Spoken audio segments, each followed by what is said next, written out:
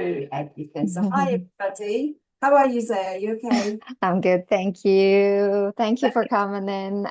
No, that's okay. We're going through CoQ10 today. So let me get my slides. Bear with me.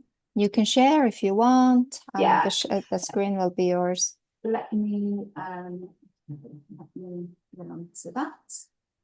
And hopefully. Алтан зулаа орж ирсэн баярлаа. Хаар нэг ярьж дуусны дараа бас танд асуух юм байх юм бол асуугаа явуулчих болно за. I'm just going to find the right one. Things open here. I'm just trying to find where it is. Here we are. So hopefully you will see that. Yeah, we can see your screen, which is amazing. Okay. I'll keep it as short as possible. Yeah. Oh, there we are. Can you see? Yes, we can see your screen. Okay. So I know that I think this is what you were looking for last time. You wanted to talk through some of the CoQ10. So fantastic. Because you do have this one, don't you? You have this product. Yes, we do. Yes. Okay, so can you see that's just moved? Yes, it is moving. Yeah. It's moving. Yeah, you can see that, can you? Yes, we can. Okay, perfect. So what we're going to be looking at today is CoQ10 or coenzyme Q10 as it's known, what it is, where it comes from, the food sources, and health benefits, and just, a quick view of the CoQ10 forms. За өнөөдөр бид бүхэн coenzyme Q10 буюу тэр нь юу юм, хаанаас ирдэг, хоол хүнснээс яаж авдаг, бидний эрүүл мэндэд яагаад чухал юм. За тэгээд энэ CoQ10-ийн ямар олон хэлбэр байдаг, тэдний ялгааг ярилцгаална. Okay. So CoQ10, what is CoQ10? Now, we produce it naturally, and it's also known as ubiquinone. So that's the different form. So if you ever see ubiquinone, you just know that it is CoQ10. And it's present in every cellular membrane. So it's in the membrane of our body, so every cell. And it's a fat-soluble vitamin. But it's not really a vitamin, but they call it a vitamin. But it's a vitamin-like molecule. And it's essential for all ATP production, which is our spark, our energy, cellular energy. And we do get it from food and by natural synthesis made in the body. And it's the spark plug for our trillions of cells. Wow, spark plug. I love that word. За CoQ10 гэдэг нь юу юм бэ гэхээр бас өөрийнх нь мэдэгддэг нэршлэн ubiquinone гэдэг нэрлэгддэг юм байна. Тэгэхээр ubiquinone гэдэг энэ нэршлиг харах юм бол энэ CoQ10 байна гэж хэлэх юм байна. Энэ CoQ10 гэдэг энэ бодис маань өөрөө бидний эс болгонд тэр тусмаа мембран буюу эсний бүрхүүл болгонд оршдог. За ерөнхийдөө жоохон юм тосон суурьтай яг витамин биш, гэхдээ витамин шиг ийм молекулыг хэлдэг. За CoQ10 юунд чухал юм бэ гэхээр ATP production буюу бидний эсний цахилгаан станцын үйл ажиллагаа маш чухал гэж байна. Энерги үйлдвэрлэлт гэсэн ATP энерги. За тэгээд бид нар хоол хүнснээсээ аваад хүний бие өөрөө нийлэгжүүлдэг. Тэгээд эсийн хувьд spark like plug буюу яг нэг ингээд бид нар яг нэг цахилгаан руу ингээд залгангууд ингээд нөгөө орч өгдөө штэ тий. Яг тэрэн шиг гэж ерөнхийдөө эсэнд тийм чухал юм очийг өгдөг юм гэж байна. So we have food sources, and as we all know, we always go to food sources first. And meat, particularly organ meats like liver, heart, and kidney, they're very high in CoQ10 naturally. We've also got the fatty fish, sardines, mackerel, salmon, and trout. And then you've got the richer sources as well, coming from beef, chicken, and pork, the meat, not just the organs, but the meat itself, the flesh. Then we have dairy and eggs. And of course, we do also find it in some plant-based foods, from nuts, seeds, legumes, broccoli, spinach, etc. So you can get it in some plant-based foods as well. За бид нар дандаа хоол хүнснээсээ шимтэж илээ эхэлж авахыг чухалчилдаг тийм. Тэгэхээр CoQ10-ы хоол хүнсэнд ямар гарлаас нь авдаг вэ гэхээр дотор гиз тийм тэр зма илэг зүрх бөөрнөөс за тэгээ олон төрлийн тослог загснуудаа сардин, макрел, ярга, тэгээ trout. За тэгээд үүхээр дахиа бахаанаас авдаг. За сүүсүүн бүтээгдэхүүн өндөгнөөс. За зарим нэг ургамлын гаралтай самар, өөр, шошманды, брокколи, бууцай, оливын тос, шар буурцнаас агуулгаддаг. And as I say, it plays a role, it is a key, essential role in cellular energy because it's needed for mitochondrial production, energy production.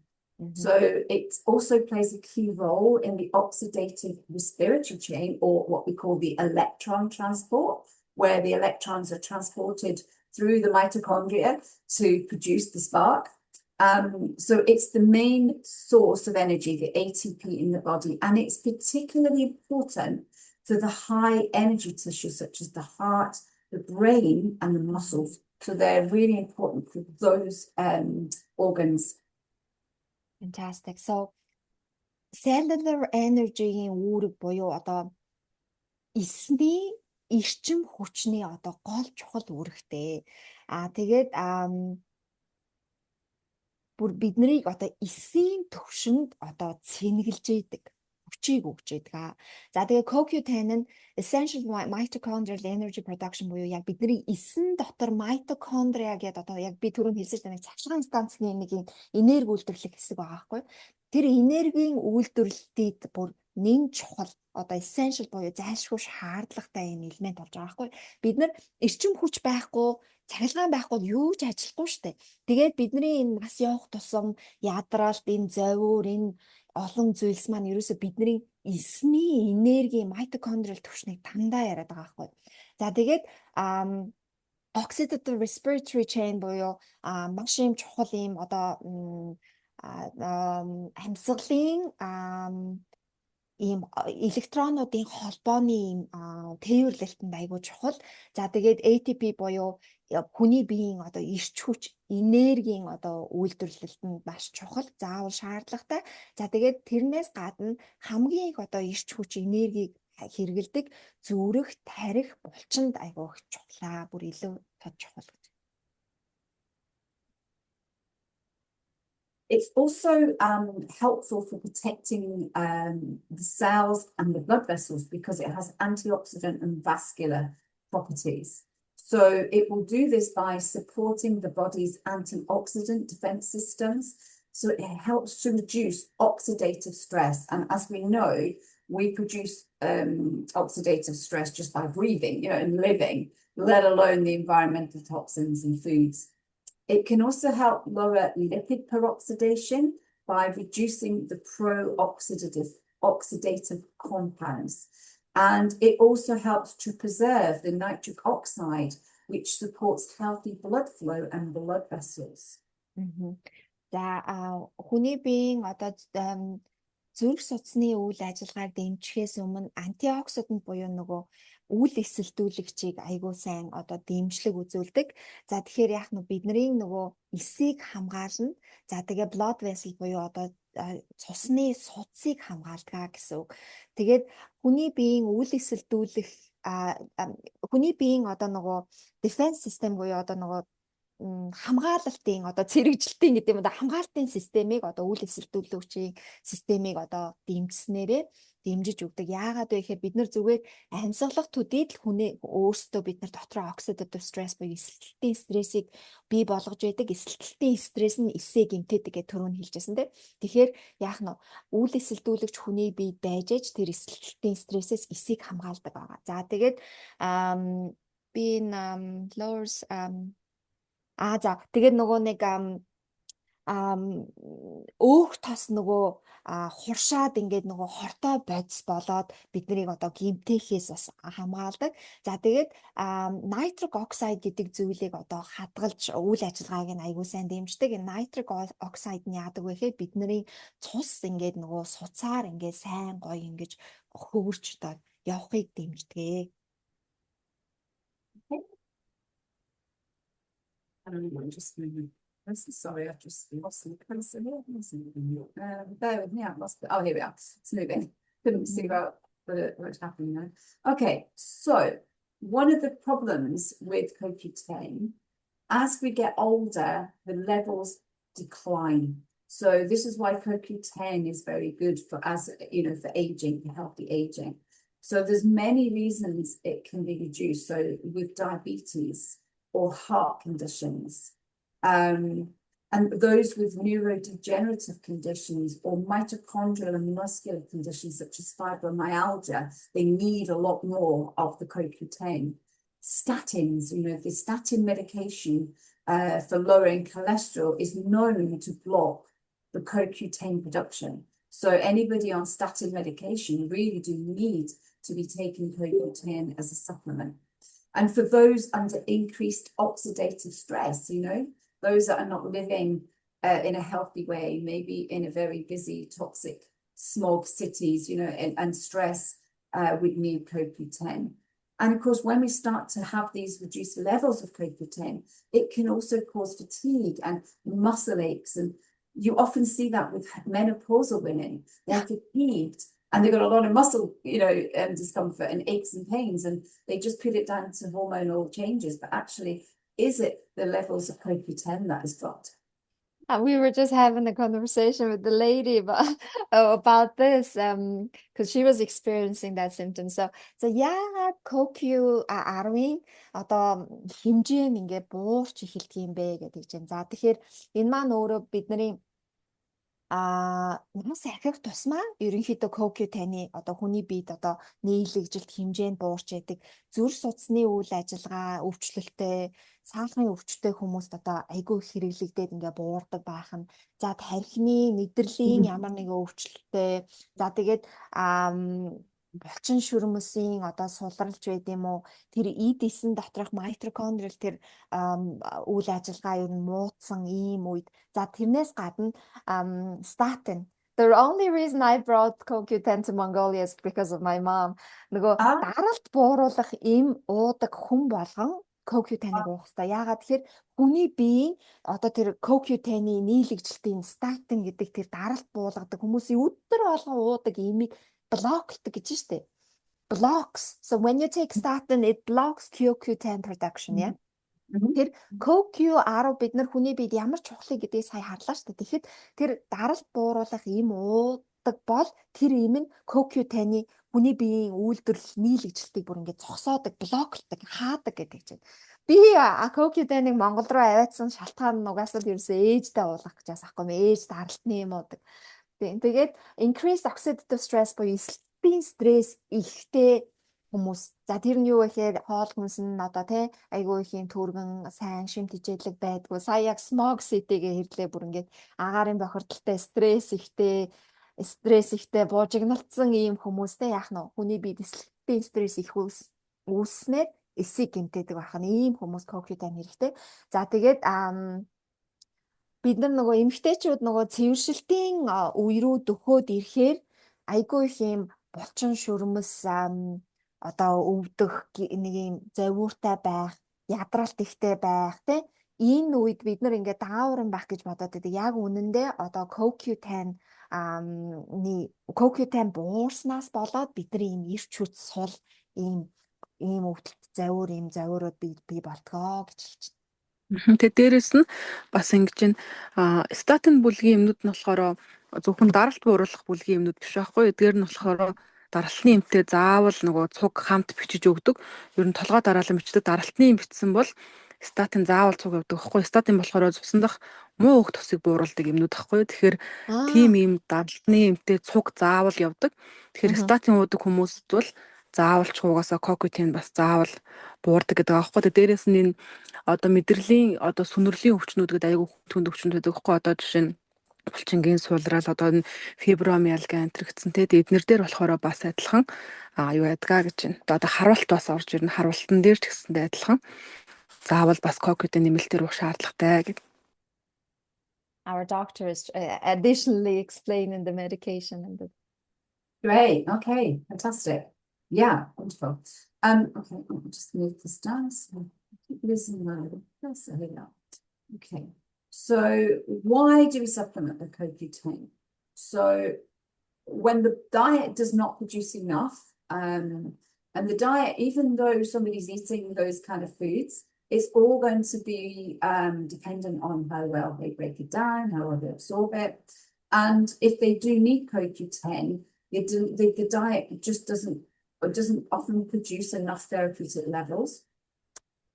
So when we've got this natural decline, so at age, 35, 40, 50, upwards, poor energy, somebody that's got really poor energy, and also signs of aging. So very early on, they're getting wrinkles or grey hair, where you can see somebody aging fast. Vision issues as well, because CoQ10 can really support the ocular tissue, the eye tissue. And again, for those taking statins, those with muscle fatigue, brain fog, it can be really helpful for brain fog. And those with mitochondrial dysfunction, such as fibromyalgia, diabetes, and Parkinson's. It's also helpful for periodontal disease, so the gum disease. So think about CoQ10 with those with periodontal disease or bleeding gums. You can really help with CoQ10. And also to improve the physical performance, because remember, it helps to produce nitric oxide. And a lot of sports athletes, they may take nitric oxide boosting foods such as beetroot juice or beetroot capsules. They sometimes take that 2 to 3 hours before they're going to compete. Or even at melon, I found out the other day that watermelon, the skin, has got a lot of nitric oxide support nutrients in there. So anyway, but CoQ10 would be a place to put with physical performance as a supplement. Amazing. За тэгээ яагаад CoQ10-ыг нэмэлтээр хэрэглэх юм бэ гэж гэх нь болохоор бид нар мэдээж хоол хүнснээсээ авахыг зорино. Гэхдээ бидний хоол хүнс нь бас ингээ хангалттай агуулахгүй байх. Therapeutic level гэдэг нь одоо эмчилгээний төвшний үйлдэл үзүүлэхээр ийм хэмжээг хэлж байгаа байхгүй юу? Яг одоо саяны бид нарын яригдж байгаа энэ зовир шинж тэмдэг ингээ сайжруулах хэмжээний тий. За тэгэхээр хоол хүнснээсээ бүрэн авч чадахгүй байх. За нас ахих тусмаа угаасаа буурч эхэлдэг. За ерөнхийдөө нэг ийм ядралт солидатай байгаа. Эсвэл айгүй их ийм хөгшрөлтийн үйл явц айгүй харагдаад, эсвэл айгүй их өвчлөөдээд, эсвэл ингээд нөгөө хурдан айгүй эрт өсөн бууралтаад, за бас хараанд бас сүргээр одоо нөлөөлдөг гинэ. Тэгэхээр CoQ10 ингээд харааг бол айгүй сайн дэмждэг гэдэг чинь. Тэгээд мэдээж түрүүний хэлсэн статин тэр эмийг ууж байгаа хүмүүс за булчин шүрмсийн сулрал ингээд нэг юм ядралтай байдал, brain fog буюу тархины үйл ажиллагаа нэг юм энэ дээр нэг юм үүлтэй юм шиг нэг юм өмраад ингээд болчдөг ч юм уу тий. За тэгээд mitochondrial dysfunction буюу тэр 9 дэх одоо тэр mitochondriaгийн одоо үйл ажиллагаа доголдох түрүүний хэлсэн тэр fibro diabetes буюу сахарын өвчин, Паркинсон буюу одоо зөнөөрөл тий. За тэрнээс гадна нөгөө монголчууд биднээс айгүй их юм нөгөө оорол өвчтэй ийм буйлнаас нь цус гардаг periodontal ийм өвчл зовирт айгүй сайн нэмэртэй байдаг гинэ. Тэгээд тэрнээс гадна physical performance буюу одоо нөгөө биеийн тамирын биений хүчний одоо нөгөө тамирчид 3 цагийн өмнө нөгөө битруутийн хүрэн манжингийн жуусыг ч юм уу ингээ уудаг. Тэр нь яаж байгаа гэхээр нөгөө nitric oxide-ыг илүү өгөөд nitric oxide нь нөгөө blood flow буюу одоо цусны одоо нөгөө урсгалд аягүй сайн нөлөөлдөг гэдэгсэн шүү дээ. Тэгэхээр нөгөө тэрний оронд тэр nitric oxide-ыг бас ингэж дэмжих зорилгоор одоо биеийн хүчний, биеийн тамирын одоо ажил, биеийн тамир хийдэг тийм одоо performance буюу одоо чанараа үйлдэлээ одоо юу гэхлээ үйлдэлээ сайжруулахын тулд бас хэрэгэлдэг гинэ. And there's also other emerging areas of interest, and I found this was interesting because research was indicating that CoQ10 can significantly reduce the frequency, duration, and severity of migraine attacks, because it addresses the mitochondrial dysfunction. And in the study, which I have a link, you can see the link below there. Oh, thank you. I see. 45 subjects took CoQ10, although it's a high dose. They took 400 milligrams a day for 3 months in a randomized double-blind clinical trial. And it helped to reduce all of these, the frequency, duration, and severity. And the immune boosting effects and antioxidant properties of the CoQ10 it resulted in lower levels of TNF alpha and CGRP, which are both recognized for their roles in migraine pathogenesis. So whilst I wouldn't say to take 400 milligrams, it's just showing that it's actually it has been proven to really reduce them in studies. So what we'd be looking at is other factors with migraine, such as methylation and food, hormonal blood sugars. You'd be working sort of individually, but it's also a good consideration to put a CoQ10 supplement in. It's really interesting, because my sister gets a really bad ones. There you go. Манай сүүлийн үед гарч ирж байгаа CoQ10-тай холбоотой ийм судалгаа байна гинэ. Migraine буюу нөгөө тархины толгойн амар хүнд өвчин байдаг шүү дээ. Манай их ч ерөнхийдөө нэлээд жоохон migraine яхад байхгүй. Тэрэн дээр хийсэн сүүлийн судалгаа айгүй үр дүнтэй одоо гарсан гинэ. Migraine-ийн тэр нөгөө нэг атакийн ууруулсан ийм судалгаа гарсан гинэ. Тэгээд 45 хүн дээр хийсэн судалгаа CoQ10-ыг гэхдээ айгүй их тунгаар уусан юм байна. За Nutrigold-ийн хол 30 мг байд юм байна. We have 30 mg. And энэ судалгаан дээр болохоор бүр өдрийн 400 мг-ыг айгүй ихээр уулгаад 3 сарын хугацаанд уухад ийм гарсан үр дүн гинэ. За тэгээд ерөнхийдөө дархлаа системийг сайжруулад, үйл эсэлдүүлэгчийн одоо чанар төрлийн сайжруулад тэгснээрээ тэр одоо migraine айгүй их нөлөөлөд байдаг TNF alpha, CGRP гэдэг энэ патогеныг ингээ бууруулснараа migraine тэр attack тэр буурсан гэдэг ийм судалгааныхын линк нь доор гэж. And just to say, the CGRP is a peptide. Excuse me, and it's involved in transmitting pain signals. So that's what that should be. CGRP нь болохоор peptide буюу амин үйлчилгээнэ. Тэгээд нөгөө pain signal буюу одоо өвчний одоо өвдөлтийн сигналыг дамжуулахад ийм оролцдог ийм peptide гинэ.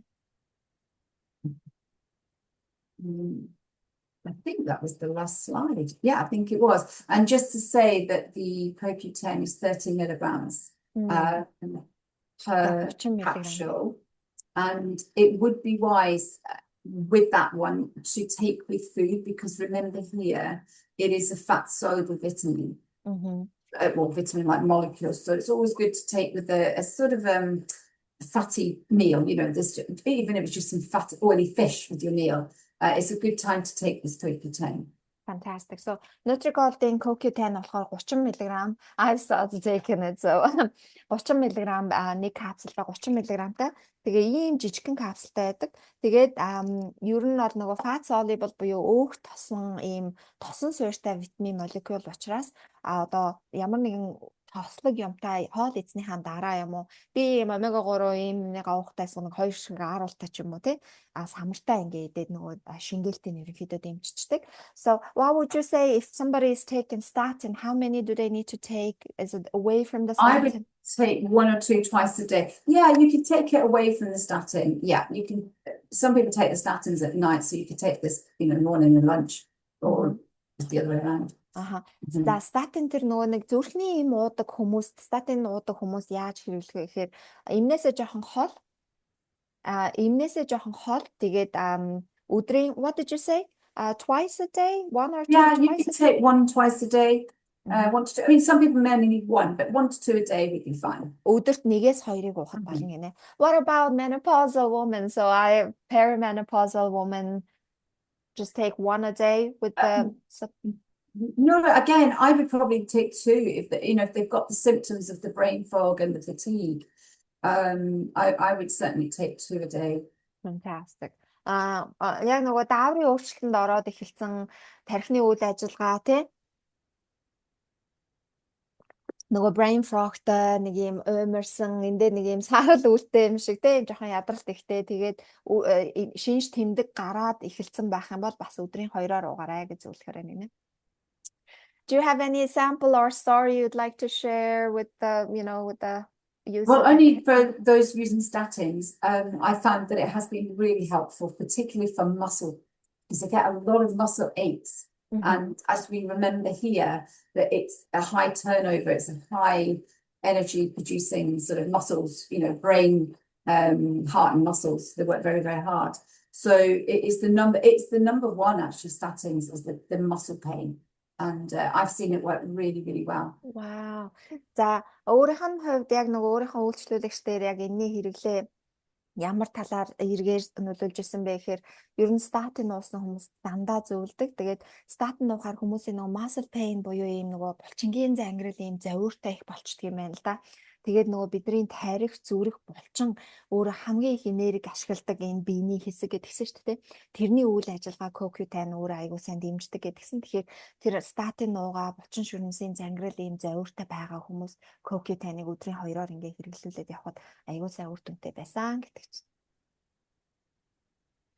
Fantastic. Anyone have any question? Karen have probably another. Oh, I'm talking in English. Karen-гаас өөр асуулттай хүн байна уу? Karen маань нэг одоо нэг 3-4 минут үлдсэн байна. Би нэг асуулт асууж тийм лөө. Тэгээд. No? Okay. I'm so glad to join this valuable lesson. Thank you very much. Thank you. Thank you so much. And yeah, good to see you there. Okay. I have a question. Oh, yeah. Okay. Yeah. Okay. Now I'm 40 years old, mother of 2 kids. I always take melatonin 5 milligram every night before I go to bed. It's about 9 p.m. After 30 minutes, I sleep. It's about 10 p.m. So I wake up about 2 a.m. or 3 a.m. suddenly. So it is.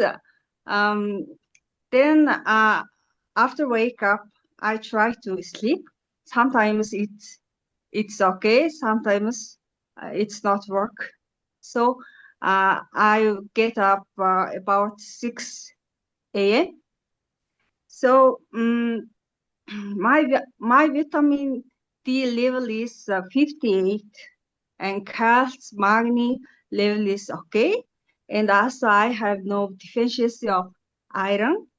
And also I have no nasal problem. And this quality of sleeping is very poor, I think. So what should I do? Tell me about If I've understood it right, you're waking up about 2 o'clock? 3 a.m. Yeah. She takes melatonin around 9 a.m., sleeps around 10, gets up, wakes up around 3 and then 4. Sometimes she falls back to sleep, but sometimes she doesn't. And that's been going on for about 5-6 years. So I was suggesting ashwagandha and 5-HTP. She's asking you what could she take and what could be helpful. She's taken 5 milligrams of melatonin around 9 p.m. Okay. And are you taking any magnesium powder with the glycinate? Mag нууж байгаа те? Yeah.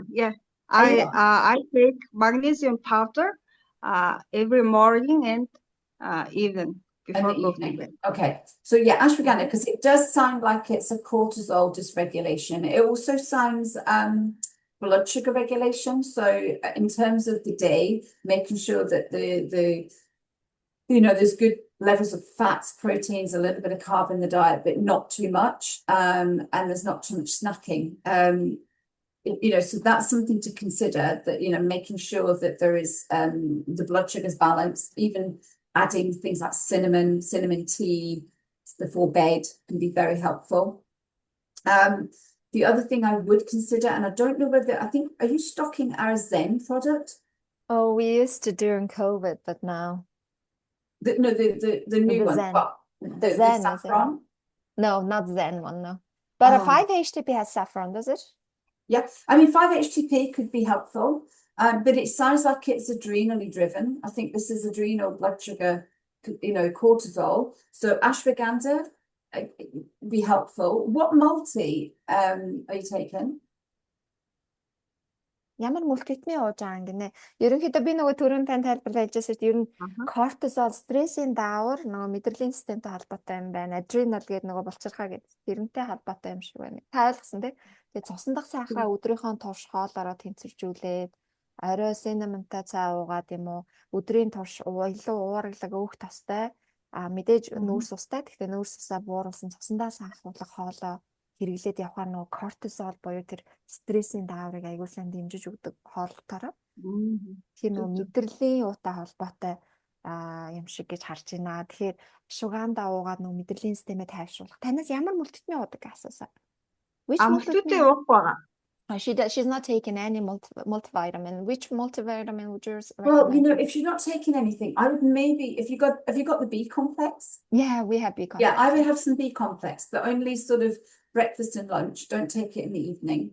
And the other, B complex-ыг орой өдөр хоёрыг. yeah, the other thing I would check in with is hydration and light, the light frequencies, making sure you're getting the right signals. Ойлгосон уу? Гэрлээ зохицуулаад нөгөө зөв сигнал авах хэрэгтэй гэдэг. Түрүүн би нөгөө байгалийн хэмнэл гэрэлгээ яриадсан шүү дээ. Тэгээд нөгөө мультивитамин уух юм байна тий? Ямар ч байсан. B витамин, B комплекс, ашваганда хоёрыг зөвлөж байна.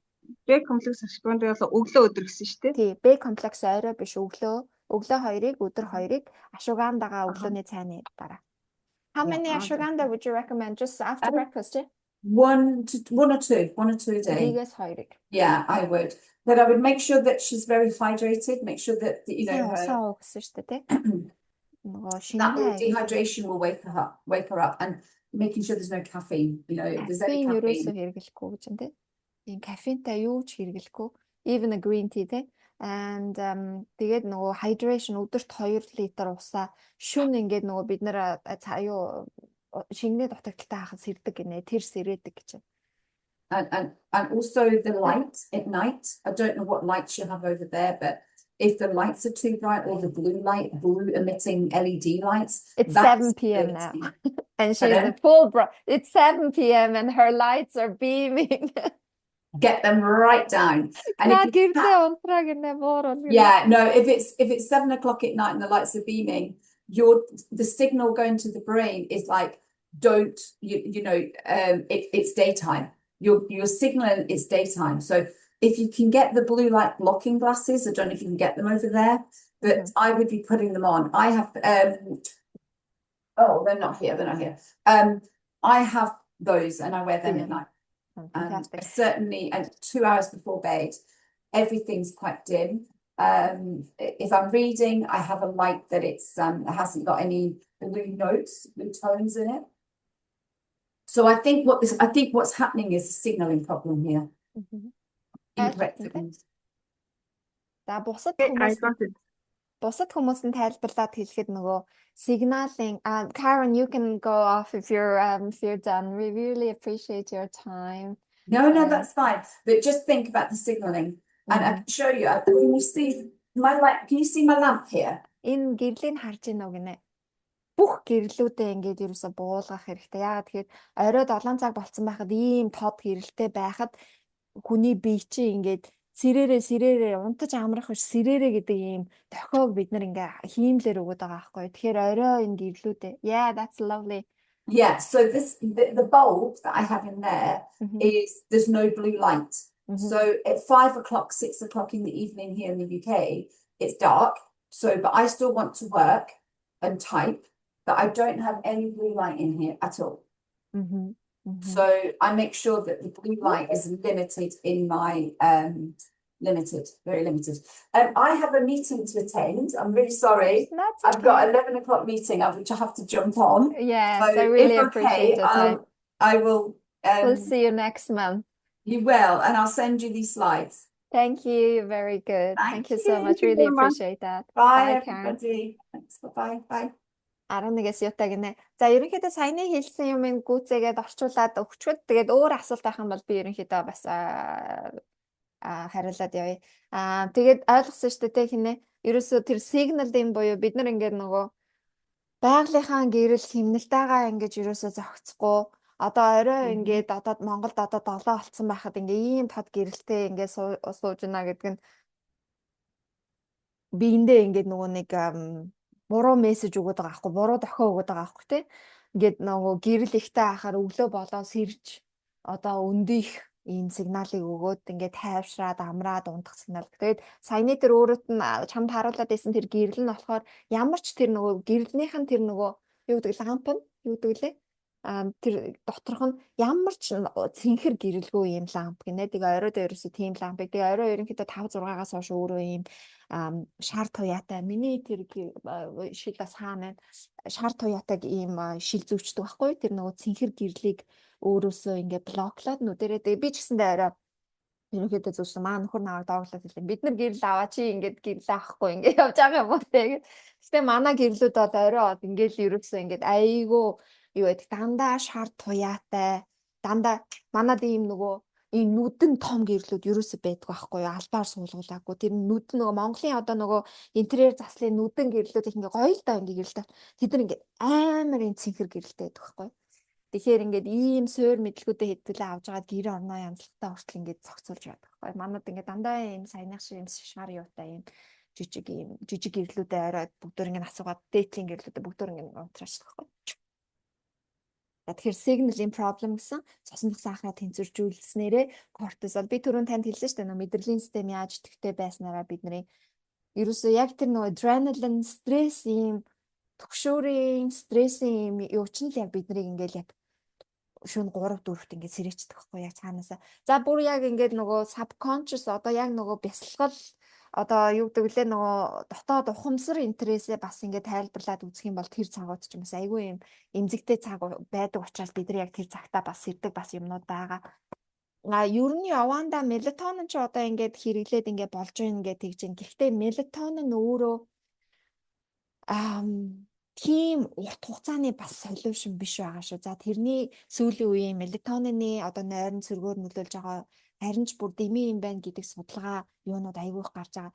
Манай тэр түрүүний танд хэлсэн 5-HTP яадаг вэ гэхээр мелатонингийн өмнөх үеийнх нь 5-HTP байгаад мелатонин тэрнээс ингэж нөгөө нэг ялгаруулдаг байхгүй. Тэгэхээр хүний биед өөрт нь мелатонингоо өөрөө ялгаруулах элементийг хүчдэг байхгүй. Тэгэхээр би яадаг вэ гэхээр ашугаандагаа өглөөнийхэн цайны дараа уугаад өдрийнхөө турш мэдрэлийн системээ тэнцвэржүүлээд ерөнхийдөө орой 5-HTP-га орой хоолны дараа уучдаг гэсэн байхгүй.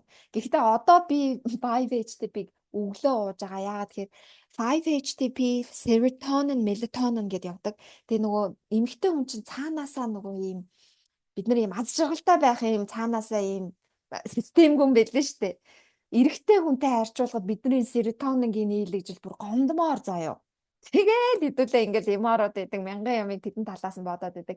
Тэгээд одоо ингээд мэдрэлийн системээ тэнцвэржүүлээгөө дааврын юм юутай бид нар сэтгэл санаа айгүйх юмд би 5-HTP-г өглөө ашугаандаа тагаа сууг ерөнхийдөө ууж байгаа. Тэрнээс гадна хоолны товчлыг бас айгүй сайн жоохон даардаг. За тиймэрхүү байна. Та минь өнөөдөр айгүй азтай зөндөө юм асуугаад авлаа. Тэгээд энэ сургалтууд ингээд нөгөө нэг ингээд сар болгоо ингээд явагддаг байхгүй юу? Тэгээд зүгээр бүтээгдэхүүн ярих биш энэ ингээд маш олон ингээд талын эрүүл мэндийн суур мэдлэгийг ингээд олгоод явдаг. Тэгэхээр та нар маань бас ингээд орж ирээд рекорд яасан. Орж ирээд ингээ мэдээлэл аваад ингээ яаж ахын тэгээ ингээ асуулт асуух бас боломж олох нь шүү дээ. Уул нь бол ингээ бүтэн цаг үргэлжлэлтэй. За үнтэй гоё зөвлөгөө өгсөн баярлаа.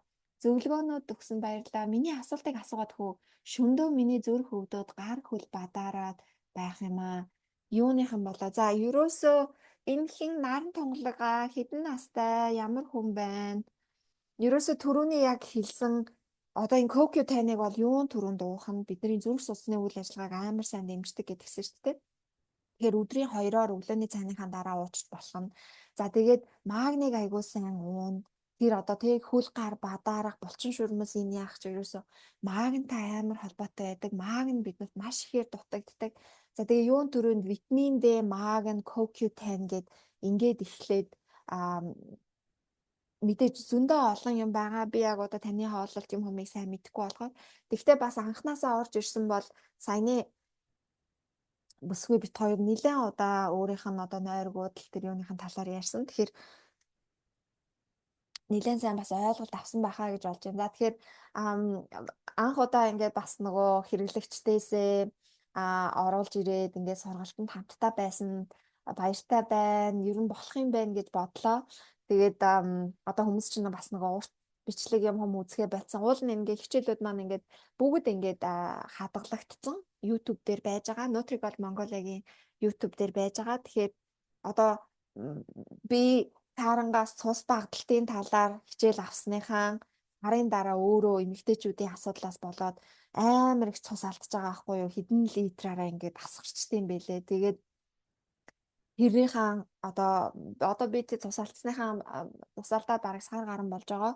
Тэгэхэд бол тэр мэдлэг дээрээ би суурлаад ингээд юу идэхээ мэдээд яахаа мэдээд ингээд бас одоо ингээд бас өөрийгөө бас нэлээд гайгүй болгочоод байж байгаа. Ер нь бол ингээд цус багталтаа олон жил явах амар асуудалтай байдаг. Тэгэхээр энэ хичээл сургалтууд та хэд манаас орж ирээд ингээд явж иж болох нэ. Дараа асуунаа гэдэг чинь. За манай нөгөө юуны Nutrigol-ийн magnesium powder байгаа. Magnesium powder тэгээд CoQ10 тэгээд витамин D гэдэг энэ гурван юм ямар ч байсан айгуу сайн хэрэглээд яагаад үзээрэй. За хамтдаа байсан баярлалаа та бүхэндээ. Дараа уулзъя. За асууж тодруулах юм байвал тэгээ хэлээд бичээд яваарай. Баяр таа.